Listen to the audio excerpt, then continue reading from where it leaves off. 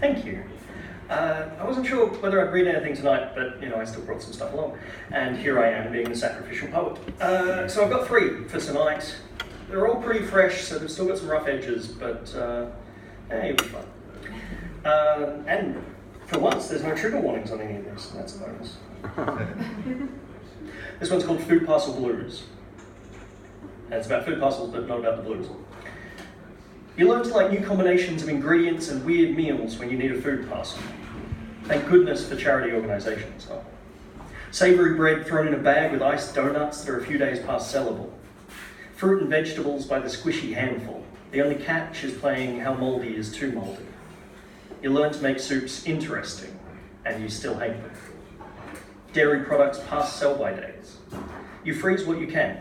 Soups, bread, mini quiches, sausage rolls, yogurt. All the bread needs toasting. And hey, if it's a bit mouldy, then it just means it needs more jam. If you're lucky enough to have jam. Weird shit. Shit you wouldn't buy unless your disposable income was comfy. Fucking shaved Jarlsberg cheese. There is nothing that can be done to make that tasty. Sometimes though, you hit pay dirt. Half wheels of brie. Cream caramels in double packs, more than a dozen of them. White Coles brand cooking chocolate.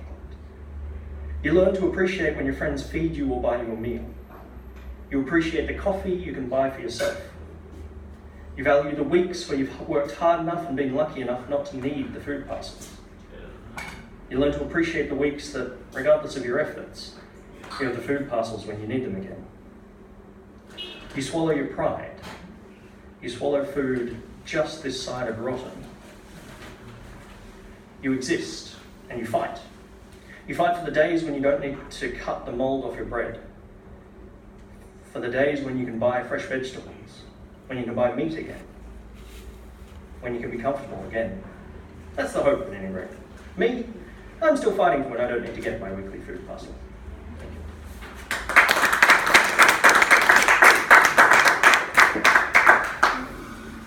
So these 2 are just kind of pulled out of my pile of stuff, so they may still need a bit of work, but hey. So much so they don't even have time. I do say I love a book that compels me to finish it in a day. One that grabs me by the throat and says, "Finish me, you fucker." Pages turning and yearning for the next line.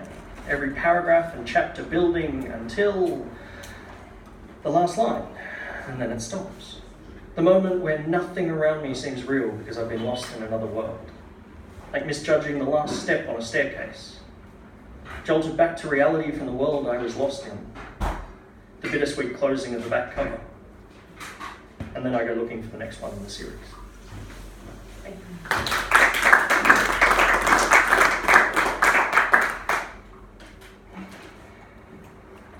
I love the poems that haven't yet made it to the public eye. They may never make it there, but I love them all the same. The lost little gems that sit in my desk drawer. The little sparks that wait for the breath of life. The lumbering, misshapen prose that would be called an abomination on a bad day, and unique on a good one. I still love them though. Broken thoughts and dark ideas. Silly tales and single lines. Poems I would cut up for other adventures. Lines used again and again because I fucking love them. Ideas I try to grasp. Worlds I try to create. The words written in the witching hour through rum and chocolate and heavy eyelids. I love those little poems. Poems that have power.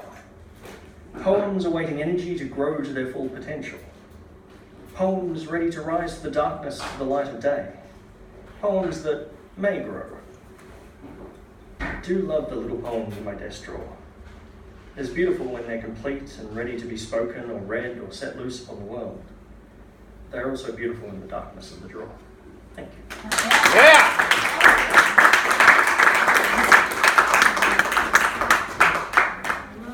Another round of applause for Hal. This is a friend.